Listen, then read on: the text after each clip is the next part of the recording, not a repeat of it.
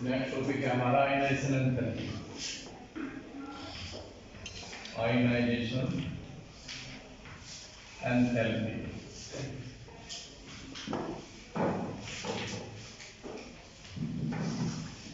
क्या होती है आयनाइजेशन एंथैल्पी?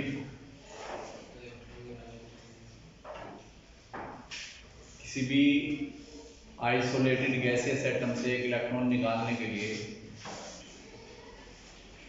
जो एंथैल्पी का अमाउंट रिक्वायर होता है उसे बोलते हैं हम आयनाइजेशन एंथैल्पी। ये प्रोसेस एंडोथर्मिक होता है, ठीक है। और आयनाइजेशन एंथैल्पी की जब बात करते हैं तो स्पेशली मेटल की बात करते हैं। मेटल से ही इलेक्ट्रॉन निकालने, क्योंकि मेटल ही पढ़ा रहे हैं हम, डी और एफ दोनों मेटल ही है। मान लो ये मेटल है कोई, ये सॉलिड स्टेट में है, तो सबसे पहले क्या करेंगे, इसे गर्म करेंगे, है ना, हीट करेंगे, और हीट करने के बाद इसे एटॉमिक स्टेट में चेंज करेंगे, तो ये बन जाएगा, ये गैस स्टेट में आ जाएगा। मेटल एटम जो होगा वो गैस में चला जाएगा, और गैस में जाने के बाद फिर इलेक्ट्रॉन लूजली बाउंड होते हैं, फिर एनर्जी देते हैं ऐसे H, ठीक है। फिर इसमें से इलेक्ट्रॉन निकल जाते हैं। क्या निकल जाता है? इलेक्ट्रॉन। मान लो n इलेक्ट्रॉन निकले तो n दुनिया रखेंगे, और हमें निकालना है एक इलेक्ट्रॉन। एक इलेक्ट्रॉन की मैं बात कर रहा अभी, ठीक है। तो ये तो सॉलिड स्टेट में थी, फिर गैस हो रहा है, फिर गैस में से ये भी गैस नहीं है। तो किसी भी आइसोलेटेड गैसियस एटम से एक इलेक्ट्रॉन निकालने के लिए जितनी एनर्जी रिक्वायर्ड होती है उसे क्या बोलते हैं? Ionization enthalpy. अब डी ब्लॉक के एलिमेंट हैं तो इनकी आयनाइजेशन एंथैल्पी काफी अच्छी होती है ना, पी वालों से कम, एस वालों से ज्यादा, ठीक है।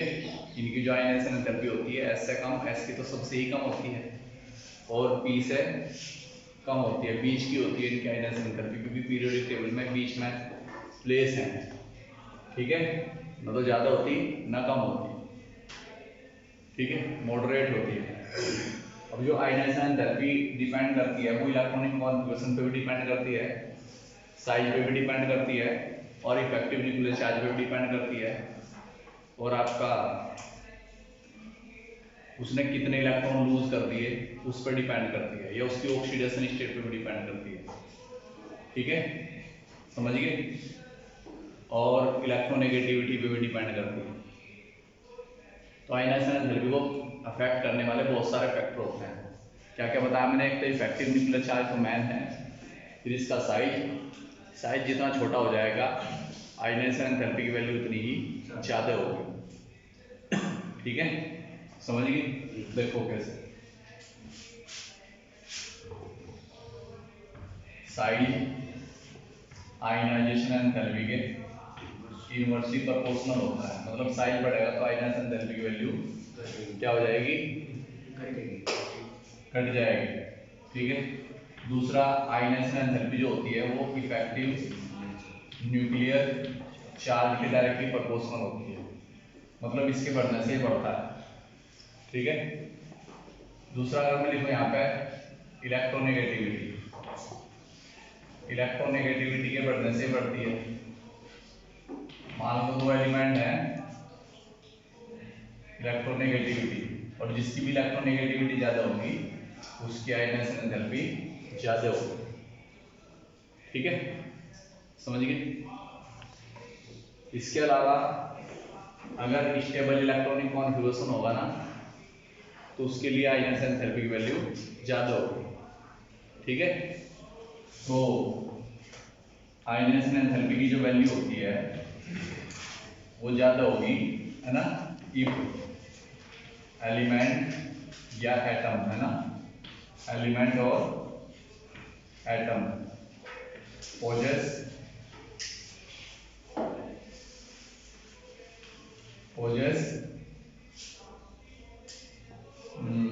stable electronic configuration,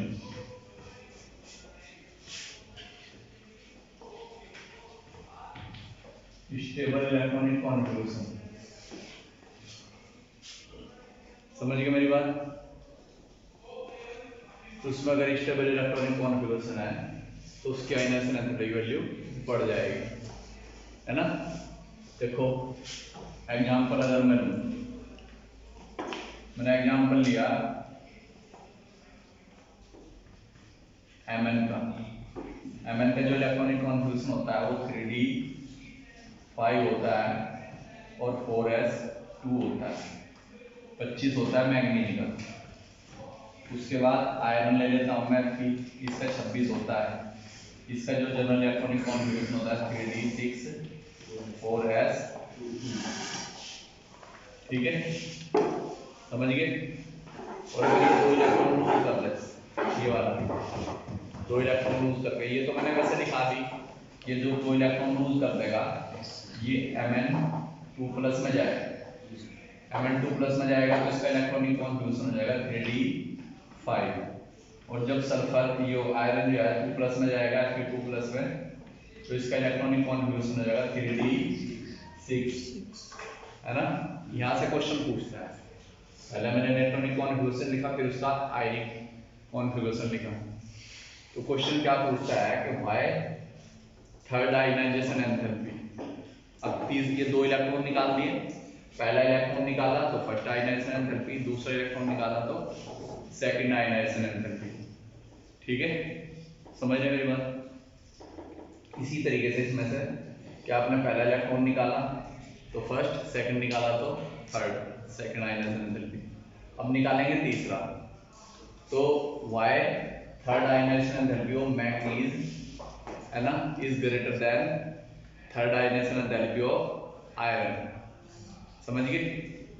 तो इसकी जो सेकंड थर्ड आयनाइजेशन एंथैल्पी होती है वो इससे ज्यादा होती है। रीजन क्या है, क्योंकि इसका स्टेबल इलेक्ट्रॉनिक कॉन्फ़िगरेशन होता है Mn का 5 है ना, डी में 5 है, तो डी में 5 का मतलब डी में कितने होते हैं ताजे, हाँ, डी में कितने इलेक्ट्रॉन होते हैं मैक्सिमम,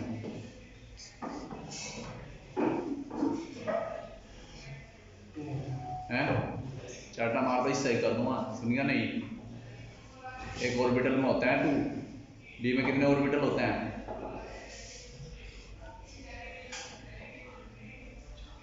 हाँ जी आप बताओ, अमीर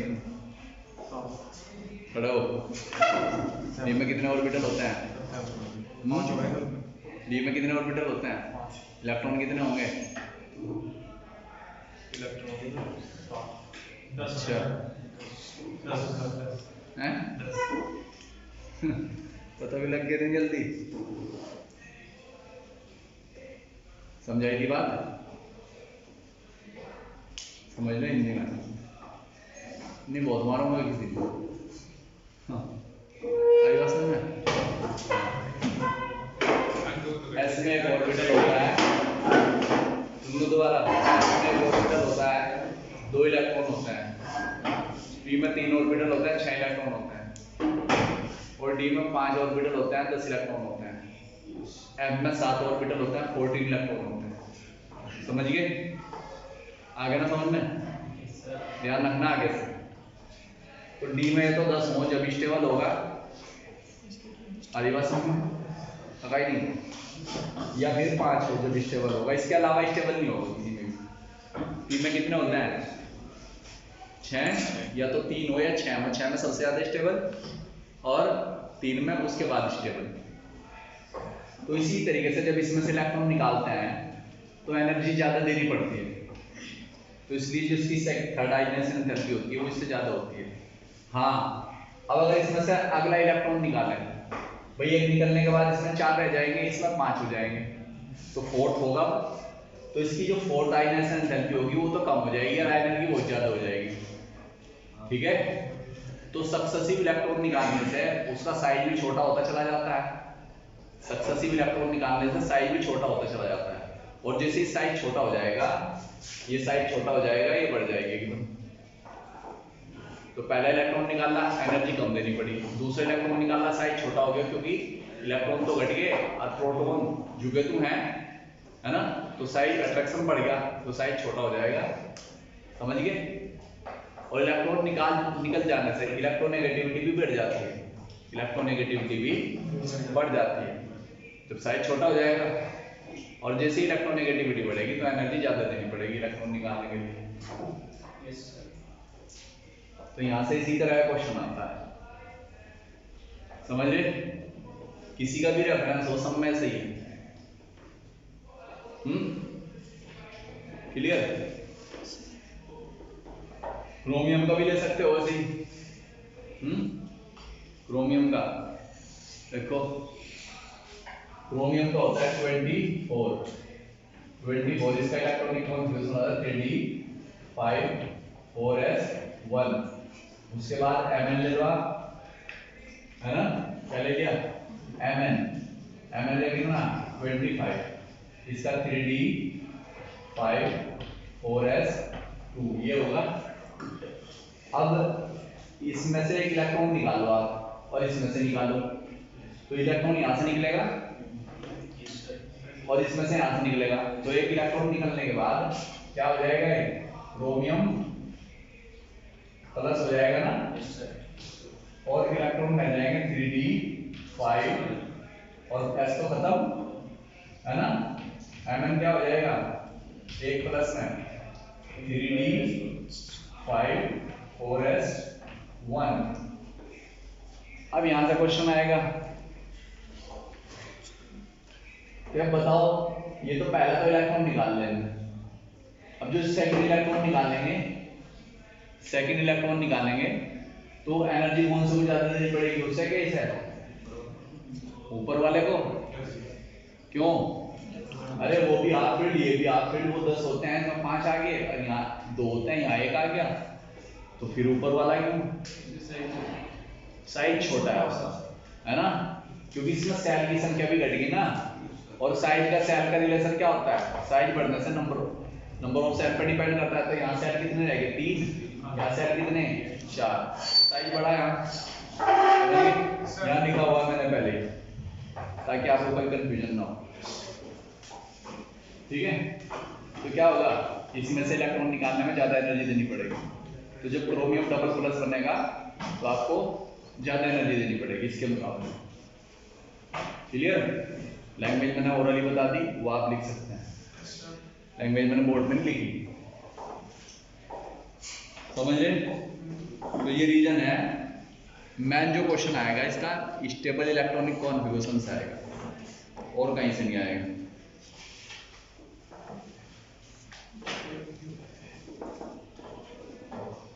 ठीक है? अब देखो, जो आयनाइजेशन एंथैल्पी की वैल्यू होती है वो किस तरीके से वेरी करती है। जब पीरियड में जाता है ना, पीरियड की बात चल रही है अभी, क्योंकि डी ब्लॉक पढ़ा है, ग्रुप में तो पढ़ा नहीं हम। तो जब पीरियड में लेफ्ट टू राइट जाता है, तो लेफ्ट टू राइट जाने से एक प्रोटॉन हर एक ग्रुप में बढ़ता है, सक्सेसिव प्रोटॉन बढ़ता रहता है। अब जब सक्सेसिव प्रोटॉन बढ़ेगा तो इफेक्टिव न्यूक्लियर चार्ज बढ़ जाएगा, और जब इफेक्टिव न्यूक्लियर चार्ज बढ़ेगा तो साइज छोटा हो जाएगा। ये बढ़ेगा तो ये छोटा हो जाएगा, और जैसे ये छोटा हो जाएगा तो आयनाइजेशन एंथैल्पी की वैल्यू बढ़ जाएगी। क्लियर है ना? समझ रहे? यहीं से ही गोल गोल घुमा के ये बताओ जाऊंगा, इससे आगे लिखवाने का नहीं, ठीक है? समझ गए? तो जैसे ही लेफ्ट राइट मूव करते हैं तो नंबर ऑफ प्रोटॉन लगातार बढ़ते हैं, जिससे अट्रैक्शन बढ़ता है, और अट्रैक्शन बढ़ने से साइज छोटा होता चला जाता है, और साइज जैसे छोटा होगा तो इलेक्ट्रॉन निकालने में डिफिकल्टी आएगी। ठीक है? अब हमने ये बात तो कह दी, कई बार हम जा रहे लेफ्ट टू राइट, हाँ बात सही है, साइज छोटा होगा। तो मैंने अभी बताया, पीछे जब ये पढ़ा था ना मैंने, ये वाला एटॉमिक रेडियस वाला, ये कल पढ़ा था ना, ये भाई साइज पहले घटता है और फिर कांस्टेंट सा हो जाता है, फिर बढ़ता है। क्लियर? तो जो आयनाइजेशन एंथैल्पी की वैल्यू होती है ना, पहले बढ़ेगी, भाई यहाँ साइज बड़ा है तो कम एनर्जी देनी पड़ेगी, फिर यहाँ और कम देनी पड़ेगी, सॉरी यहाँ ज्यादा देनी पड़ेगी क्योंकि साइज छोटा हो गया, फिर और ज्यादा देनी पड़ेगी, फिर ज्यादा देनी पड़ेगी, यानी कि पहले आयनाइजेशन एंथैल्पी की वैल्यू है ना, कहाँ तक? Mn तक बढ़ेगी, और फिर क्या हो जाएगी? लगभग सेम सी हो जाएगी, है ना? फर्क तो वहां भी आएगा। और फिर सेम या बढ़ने घटने का फर्क किस पे है? बेस इस पे भी है। भाई मान लो हम जा रहे हैं लेफ्ट टू राइट, हम कह रहे हैं कि जैसे हमने लिया यहाँ पे देखो Mn लिया और ये लिया, दोनों ले रखे, तो मान लो इसमें से 2 इलेक्ट्रॉन निकाल ली, इसमें से आपने 2 निकाल ली, वो जो मैंने बताई आपको स्टेबल इलेक्ट्रॉनिक कॉन्फ़िगरेशन। इसमें डी में 5 है, यहाँ 6 है, ठीक है। तो यहाँ एनर्जी ज्यादा देनी पड़ रही है, यहाँ कम देनी पड़ रही। क्यों? अब देखो साइज तो छोटा आयरन का हो गया, क्योंकि आयरन में 26 प्रोटॉन है, मैग्नीशियम में 25 है, तो इसका अट्रैक्शन ज्यादा है, सेल की संख्या तो सेम है दोनों में। क्लियर है? समझिए मेरी बात। तो फिर इलेक्ट्रॉनिक कॉन्फ़िगरेशन का चक्कर आ जाता है। तो दो फैक्टर काम करते हैं, एक तो साइज, एक स्टेबल इलेक्ट्रॉनिक कॉन्फ़िगरेशन। क्लियर? रही बात इलेक्ट्रोनेगेटिविटी की, ये बाद में आएंगे, ये यहाँ है नहीं, है ना। ये वाला जो इलेक्ट्रोनेगेटिविटी भी साइज क्या होता है, छोटा होता है, और जैसे ही ऑक्सीडेशन नंबर बढ़ती है तो साइज अपना आप छोटा होता चला जाता है। देखो, there is a increase in ionization enthalpy along the series of the transition element from left to right due to the increase in nuclear charge. तो nuclear charge means effective nuclear charge. तो left to right जाने पे effective nuclear charge no doubt increase होता है। Due to the increment in the effective nuclear charge the size of the atom will be decrease, hence the enthalpy of ionization will be increase. ठीक है। With the accompanies the falling of the inner d orbital। Table दे रखी 8.2 में दिखा रखा है enthalpy, ionization enthalpy. देखो scandium की कितनी है, देखो टेबल में पीछे, अरे ये वाली टेबल देखो यहाँ पे, फर्स्ट आयनाइजेशन एंथैल्पी 600 कितनी है, 631। फिर कितनी है सेकंड, 1235, है ना। बढ़ेगी, फिर बढ़ेगी, फिर बढ़ेगी। तो जैसे जैसे इलेक्ट्रॉन निकालते जा रहे हैं आप, आयनाइजेशन एंथैल्पी की वैल्यू बढ़ रही है। अब लेफ्ट टू राइट जा रहे हैं, तो एक निकालना, हमने पहला एक इलेक्ट्रॉन निकाला, फिर दूसरा निकाला, फिर तीसरा निकाला। अब ऐसे देख रहे हैं जिसमें एक इलेक्ट्रॉन निकालने हैं। तो पहले कितनी 631, 631, फिर कितनी, फिर कितनी, फिर घटेगी, फिर बढ़ेगी, फिर बढ़ेगी, है ना, फिर बढ़ रही, है ना, समझिए, फिर घटेगी। क्लियर? समझिए। अब घटने का रीजन क्या है, बढ़ने का रीजन क्या है, वो ये है कि स्टेबल इलेक्ट्रॉनिक कॉन्फ़िगरेशन कहीं ना कहीं। ठीक है। तो जहां भी आपको इस तरीके से क्वेश्चन दिखता है कि इसकी ज्यादा होती है, इसकी कम होती है, तो आपको अगर कुछ भी याद नहीं आ रहा तो क्या लिख देना, due to stable electronic configuration. अगर किसी को कुछ भी नहीं आता, कुछ भी नहीं आने वाली सिचुएशन में है ये, ठीक है, मतलब 4-5 नंबर के तो अगर क्वेश्चन वैसे आ जाए, वैसे ही बता दूंगा ओरली में, यही लिखना आपको, है ना, कि इसका बॉइलिंग पॉइंट हाई होता है, इसका कम होता है, रीजन बताओ, ड्यू टू हाइड्रोजन बॉन्डिंग, खत्म बात। अगर इसकी बॉन्ड लेंथ इक्वल होती है, ड्यू टू रेजोनेंस, खत्म बात। ठीक है, क्लियर हो गया। अब देखो इसी तरीके से फिर कितनी है बाद में जाकर 906, ज्यादा क्यों है इसकी, क्योंकि यहाँ डी में 10 हैं और एस में 2 हैं, दोनों ही स्टेबल है। क्लियर? समझ में आ रही बात? अब आ जाओ वापस। The value of the first three ionization enthalpy of the first series of the elements, these values show the successive enthalpy of these elements do not increase as stably as is case of the non-transition elements। ठीक है। So variation in ionization enthalpy along the series of the transition element much less, है ना, in the comparison to the variation of the period of non-transition element, the first ionization enthalpy in general increase, but magnitude of the increase in the second ionization enthalpy and third ionization enthalpy for successive elements is much higher along a series। Reason क्या है कि पहला electron निकाला, size छोटा हो गया, है ना, फिर आयनाइजेशन एंथैल्पी ज़्यादा देनी पड़ेगी, एनर्जी ज़्यादा देनी पड़ेगी, तो दूसरी बहुत ज़्यादा हो जाएगी, डबल हो जाए, उसका ट्रिपल हो जाए, वो आदि की बात है। तो देख लो इसमें पहले कितनी 631, फिर कितनी 1200, डबल है लगभग, फिर कितनी 1200 का 2300 है, वो भी डबल है। रीजन क्या है, क्योंकि इफेक्टिव न्यूक्लियर चार्ज बढ़ जाता है, हैवी हो जाता है उसका। क्लियर?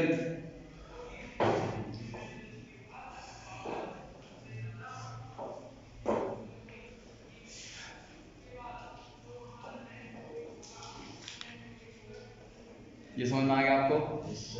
अब जो मैंने स्टेबिलिटी का चक्कर बताया वो पढ़ लेना आप इसमें डिटेल में। अब ऑक्सीडेशन स्टेट में आ जाओ आप, ये यहाँ से भी क्वेश्चन आता है।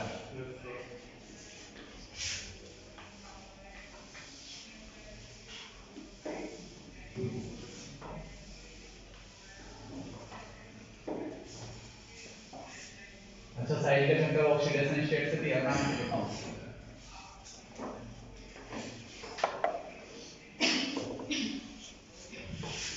ऑक्सीडेशन स्टेट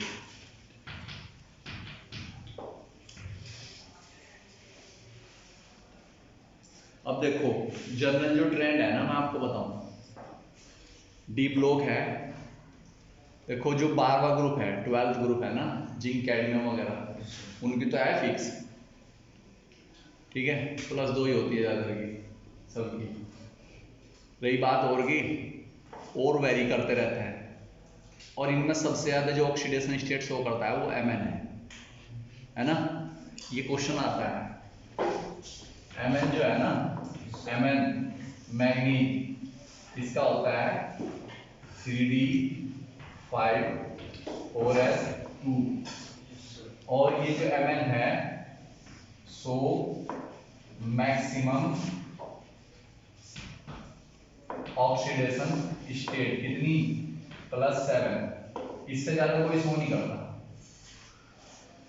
क्रोमियम 6 तक शो कर सकता है, बाकी रही 2 3 4 5 6 7, 7 के बाद तो फिर घट जाएंगी भाई, क्या पता है, मैंने 2 हो सकती है, अगर एक लूज करे एक भी हो सकती है, 3 होगी, 4 होगी, 5 होगी, 6 होगी, 7 से ज्यादा नहीं जाएगी। 7 किसकी है, बस Mn की है। अब वो सुनो कहीं में आए, ये वाली जो ऑक्सीडेशन स्टेट है ना, ये क्वेश्चन आता है कि Mn ऐसा ऑक्सो एसिड बताओ, क्या ऐसा ऑक्सो एसिड बताओ या ऑक्सो एनायन बताओ जिसमें Mn की ऑक्सीडेशन स्टेट +7 हो। तो ये लिखना आपको, +7 है यहाँ पे, कितनी, 7। या वो ऐसे भी कह सकता है कि ऐसा ऑक्सो एनायन बताओ जिसमें उस एलिमेंट की ऑक्सीडेशन स्टेट उसके ग्रुप नंबर के बराबर हो। आई बात समझ में? बता मैंने उसकी जो स्टेट है ना उसके ग्रुप नंबर के बराबर होनी चाहिए। क्या उससे पहले क्या होता है? नहीं, किसकी ऑक्सीडेशन स्टेट? इसकी मैग्नीज। नहीं, मैग्नीज की नहीं, मैंने तो कुछ और ही बता, क्या बता रहा था? ऐसा ऑक्सो एसिड होगा, हाँ, ऑक्सो एसिड ऑक्सो एसिड या ऑक्सो एनायन है ना, इस एसिड ही बना सकते हैं, मैच लगाना मुझे इससे पहले। हाँ, हम क्या कहते? अरे यहाँ Mn से, हाँ Mn से पहले एसिड बन जाएगा ये, ठीक है। साथ में बना सकता हूँ, पोटेशियम लगा दूंगा, सोडियम लगा दूंगा, अरे +7 ही, उसकी चिंता ना करो, बस यही पूछना है, तो मैंने लिखा ना बोर्ड पे, ठीक है। Take your respective seats. यहाँ +7 है, क्लियर। दूसरा पूछ सकता है कि क्रोमियम का बताओ, है ना, क्रोमियम का क्या है, Cr2O7 2- कितनी है, +6, देख लो, निकाल के देखो, 7 दूनी 14 है ना, उधर जाकर प्लस हो जाएंगे, अब 2 माइनस के 12 बचेंगे, 2 से डिवाइड करा 6 आ जाएगी, क्लियर, समझ रहे मेरी बात? तो यहाँ ये है, ये ग्रुप नंबर 6 का है, ये भी पूछा गया है, ठीक है। ये पोटेशियम और डाइक्रोमेट आयन है, ये पोटेशियम, ये परमैंगनेट आयन है, पोटेशियम हटा दिया गया, परमैंगनेट आयन है, ये डाइक्रोमेट आयन है, समझ गए, क्लियर। तो ये क्वेश्चन पूछे गए यहाँ से, चलो तो बात की बात है। तो मैंने ऑक्सीडेशन स्टेट कितनी बनाएंगी, 2 3 4 5 6 7, 7 किसकी, Mn की बस है ना। और keep this thing in your mind, Mn की जो ऑक्सीडेशन स्टेट होगी वो सिर्फ और सिर्फ Mn की मैक्सिमम ऑक्सीडेशन स्टेट सिर्फ और सिर्फ ऑक्साइड के केस में ही होगी, है ना। रीजन क्या है, क्योंकि ऑक्सीजन की इलेक्ट्रोनेगेटिविटी ज्यादा है और ये मल्टीपल बॉन्ड बनाता है, ये रीजन लिखना है। व्हाई क्वेश्चन पूछा जाता है, why Mn show maximum oxidation state with oxygen, why, give the reason. तो रीजन क्या है, oxygen is more electronegative element and form multiple bond, hence Mn show maximum +7 oxidation state in MnO4 negative। ये लगा दो, इससे पहले क्या दिक्कत है, पोटेशियम पर मैग्नेट बन जाएगा, ठीक। आया समझ में, आया नहीं आ रहा ना, चलो अच्छी बात है। तो +3 स्कैंडियम कितना, +3 +2 प्लस स्कैंडियम की +3 हो सकती है, 3 के अलावा नहीं होती, मैक्सिमम 3, ठीक है। 3 में जाके स्टेबल होता है, बस खत्म कर देता है अपने S के भी 2 और D के भी 2, सॉरी D का 1, S के D में कितने होते हैं, स्कैंडियम में 1 और S में 2, दोनों S के लूज कर देता है, 1 D का, तो तीनों खत्म, स्कैंडियम ट्रिपल प्लस आता है। अब आ जाओ टाइटेनियम में, 2 प्लस 3 प्लस और 4 प्लस, और जो बोल्ड में लिखे हुए हैं ना, ये टाइटेनियम बोल्ड में लिखा हुआ है Ti4 प्लस, है ना, बोल्ड में लिखा हुआ है, सर्किल करेंगे इसे, जो बोल्ड में लिखे हुए हैं ना, ये स्टेबल ऑक्सीडेशन स्टेट को बताते हैं, समझ में आई बात, क्लियर, आई बात समझ में। जितने बोल्ड में लिख रहे हैं डार्क की, तो टाइटेनियम की कितनी होती है, मैक्सिमम 4, और ये सबसे ज्यादा इसी में स्टेबल होता है, टाइटेनियम 4 प्लस, और वेनेडियम होता तो 2 में भी है, 3 में भी है, 4 में भी है, यही तो पता ही मैंने आपको, ठीक है, 2 3 4, और जो ये वेनेडियम जो होता है ना, 5 में ज्यादा स्टेबल होता है, 5 के बाद 4 में, 2 में भी आ सकता है, 3 में भी आ सकता है, क्योंकि इसमें मैक्सिमम कितने 5 होते हैं, D में 3, S में 2, 5 होते हैं टोटल। अब क्रोमियम, ये ध्यान रखना, क्रोमियम या तो 3 प्लस में स्टेबल होता है या 6 प्लस में, 6 प्लस का मैंने वहां एग्जाम्पल दिया, क्लियर, या तो 3 प्लस में या 6 प्लस में स्टेबल होता है, ये ध्यान रखेंगे आप, ये सर्किल कर लेंगे, क्वेश्चन यही से आता है, यानी Mn या तो 2 प्लस में ज्यादा स्टेबल होता है या 7 प्लस में, Mn डबल प्लस मिलेगा आपको या Mn 7 मिलेगा, ये जो 7 वाला था यहाँ लिख दिया मैंने, Mn डबल प्लस तो पता नहीं कितनी बार बता दिया मैंने, अभी बताया था आयनेशन एंथैल्पी में, Mn 2 प्लस में जा सकता है, मैक्सिमम स्टेबल हो सकता है, या फिर 7 में, ठीक है। रीजन क्या है, क्योंकि Mn में जब 2 प्लस हो जाएगा, 2 प्लस हो जाने के बाद S के 2 इलेक्ट्रॉन खत्म, D में रह जाएंगे 5, तो स्टेबल है नाम में, और D के भी अगर 5 यूज करते तो 7 हो जाएंगे, क्लियर, समझ में आ रही मेरी बात। तो अब आपको एक बात समझ में आ गई होगी, ये जो डी ब्लॉक के एलिमेंट हैं, ये वेरिएबल ऑक्सीडेशन स्टेट दिखा रहे, कोई फिक्स है, कहीं भी नहीं फिक्स है, जो स्टेबल है वो बता दी मैंने भाई, स्कैंडियम की 3 हो सकती है, टाइटेनियम की 4 हो सकती है, वेनेडियम की मैक्सिमम 5 हो सकती है, 5 में ज़्यादा स्टेबल होता है, क्रोमियम 3 में या 2 में, 3 में या 6 में, अब मैग्नीज 2 में या 7 में, उसके बाद आयरन, आयरन पर तुमने डबल प्लस देखा हुआ है, 3 प्लस देखा हुआ है, हो सकता है इसके अलावा भी प्लस ज़्यादा स्टेबल किस में होता है, 2 में या फिर 3 में, Fe double plus Fe triple plus, समझ गए, 4 में भी हो सकता है, 6 में भी हो सकता है, इसके अलावा, क्योंकि मैक्सिमम S के 2 और D के 6, समझ गए। उसके बाद देखो 5 में नहीं आता है, कोबाल्ट 2 में और 3 में ज़्यादा स्टेबल होता है, कोबाल्ट पर डबल प्लस देखोगे या ट्रिपल प्लस, हाँ मैं आपको जो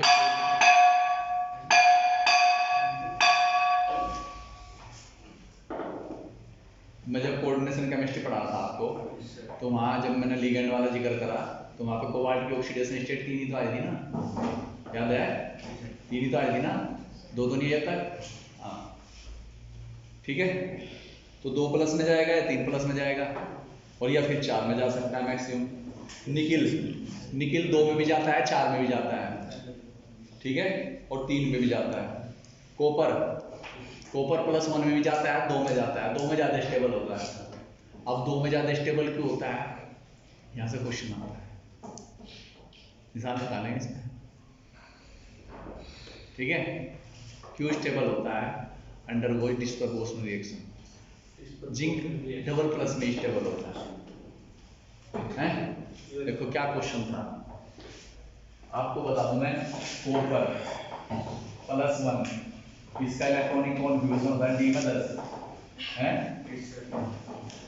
ये लेस स्टेबल होता है, और Cu2+ यहाँ पर D में कितने 9, ये मोर स्टेबल है।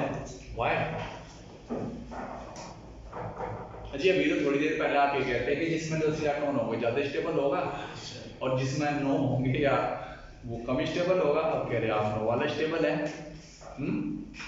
समझिए, अब आ जाओ वापस आते हैं। एक चीज और बनेगी यहाँ पे, Cu भी बनेगा। रही बात बैलेंस की, 2 से यहाँ मल्टीप्लाई कर लेंगे, बैलेंस है, देख लो 2+2+ और ये Cu अंडरगोइंग डिस्प्रपोर्शनल रिएक्शन है। कौन सी? हाँ, पहले भी बता चुका मैं।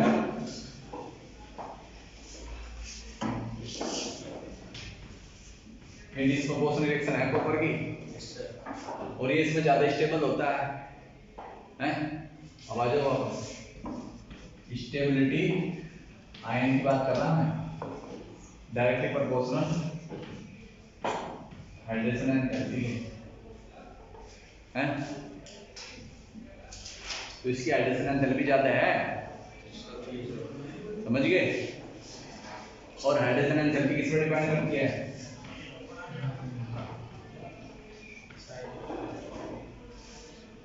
खत्म होगी कहानी, बताओ हो गया नहीं हो गया? हैं? क्वेश्चन देखना जाके, यहाँ से मिलेगा तुम्हें 101%, कई बार आया हुआ है, ठीक है।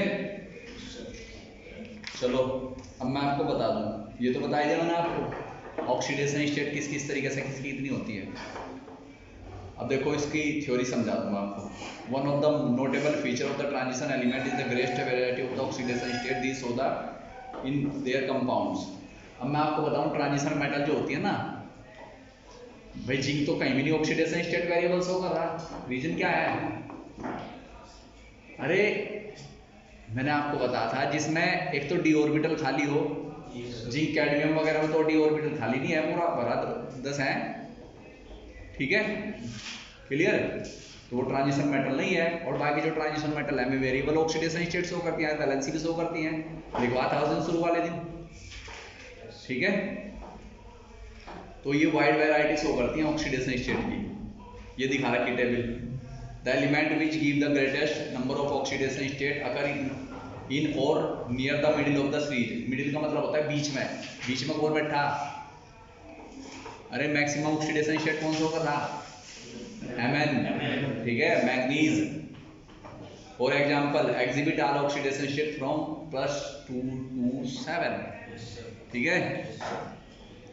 lesser number of oxidation state at the extreme and stems from either too few electron to lose or share titanium or scandium, or too many d electron, hence fewer orbitals available in which to share the electron with other for higher oxidation state zinc और copper, है ना।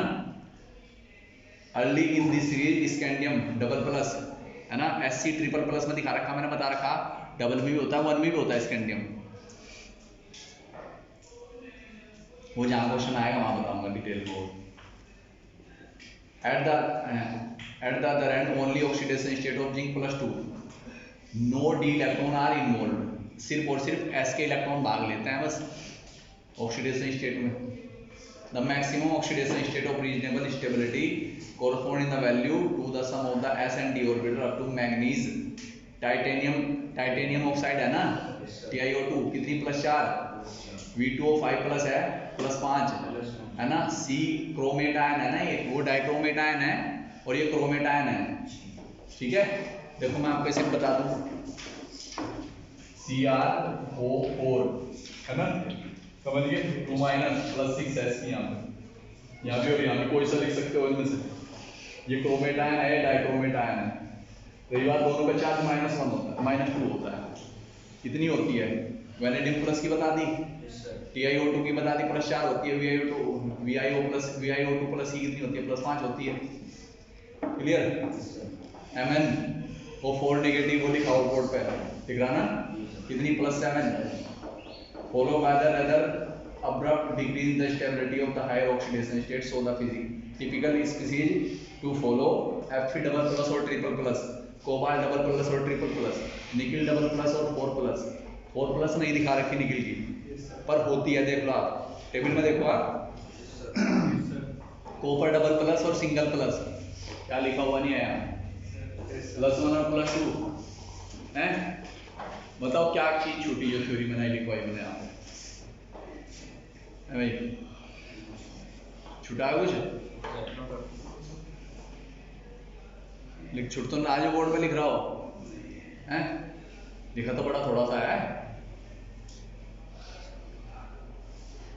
हाँ zinc double plus देखो the variability of oxidation state characteristics of the transition element arise about the incomplete filling of the d orbital in such ways that their oxidation state differ from each other by unity है ना हर एक oxidation state एक दूसरे से unity का difference है भाई 2 है फिर 3 है फिर 4 है एक तक का डिफरेंस है ना फॉर एग्जांपल है ना व्हेन इट वो V सेकंड V थर्ड और ये क्या नाम 4 5 this the contract with the variability of oxidation state of the known transition element where the oxidation state normally differ by unit of 2 ठीक है an interesting feature in the variability oxidation state variability का मतलब क्या है oxidation state बदल रही fix नहीं है और किसकी फिक्स नहीं है जो ट्रांजिशन मेटल है बाकी और की तो फिक्स है नॉन ट्रांजिशन की तो किसकी जिंक कैडमियम वगैरह की तो फिक्स है भाई variability of the oxidation state of the D block element in the notice among the group 4 to 10 although in the p block longer oxidation state are favored by the heavier member due to the inert pair effect we have already discussed in the previous class about inert pair effect है ना you know about inert pair effect है ना the opposite is true in the group of the d block for example in group 6 का मतलब होता है molybdenum है ना group 6 में कौन आता है क्रोमियम आता है क्रोमियम के नीचे एमओ आता है एमओ के नीचे टंगस्टन आता है तो 4 में जाता है 6 में जाते हैं दोनों are found to be more stable than the chromium 6 is form of the dichromate in acidic medium वो डाइक्रोमेट लिखा हुआ है एसिडिक मीडियम में ऑक्सीडाइजिंग एजेंट का काम करता है where is MnO3 WO3 are not low oxidation state are found when the complex compound has ligand capable of the pi acceptor characteristic in the addition of the sigma bonding for example NiCO का और 4FeCO का और 5 the oxidation state of nickel and iron is 0 about this topic we will discuss in the next chapter ठीक है समझ गए the question asked from nickel tetracarbonyl and iron pentacarbonyl asked in the board examination many times ठीक है आगे पढ़ेंगे इसके बारे में क्लियर हो गया था ना कोई कंफ्यूजन यहाँ तक